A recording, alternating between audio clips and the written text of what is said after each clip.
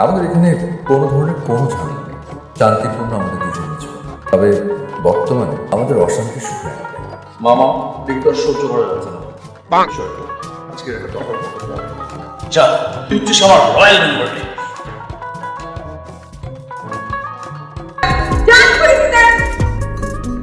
Extremely sorry বাবা, আসলে পূজার কথা বলা শুরু খুব এক্সাইটেড হয়ে যায়, মাথা গরম হয়ে যায়। তুমি কিছু মনে করো না। একদম পুরা এরপর থেকে দেখবেন পিন ড্রপ সাইলেন্স। কিন্তু আমি তো মেয়েটার গলার আওয়াজই বেশি শুনলাম, তাই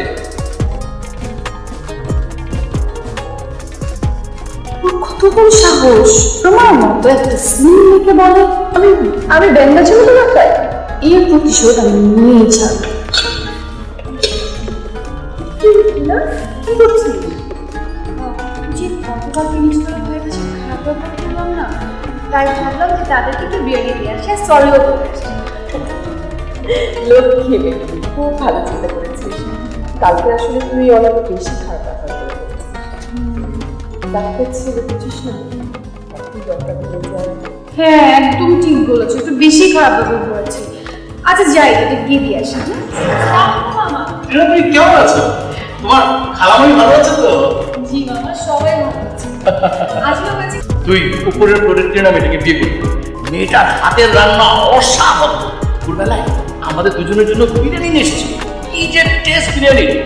ও সরি, মানে আসিফ, আমি না একাই বিরিয়ানিটা পুরো খেয়ে ফেলেছি, কিছু মনে করিস না। কিন্তু মেয়েটার হাতের রান্না দারুণ। মানে ওই যে কালকে বিজনেস করেছিল না, সরি বলতে এসেছিল।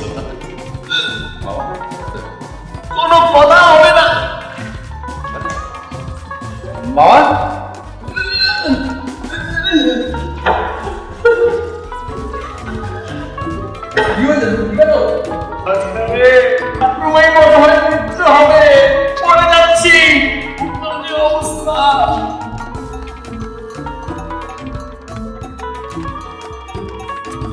আমি জানি এই কাজটা ফেলে ইচ্ছে করছে, খাবার কিছু মিলিয়ে দিয়েছে।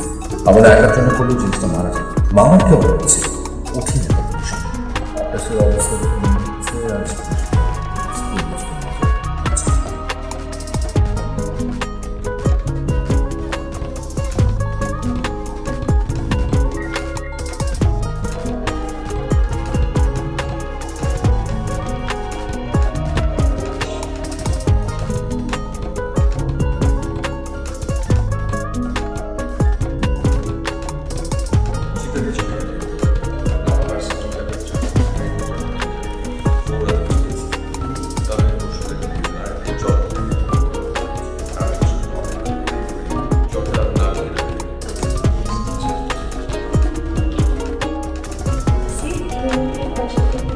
আমি তাকে আমি থেকে আনবো।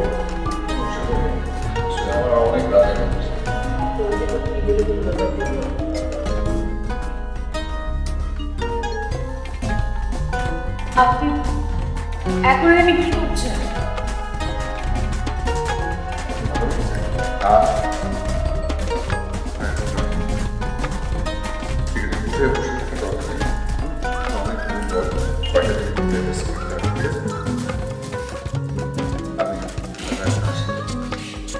কাল রাত থেকে সত্যি আমি খুব অনুশোচনা করছি।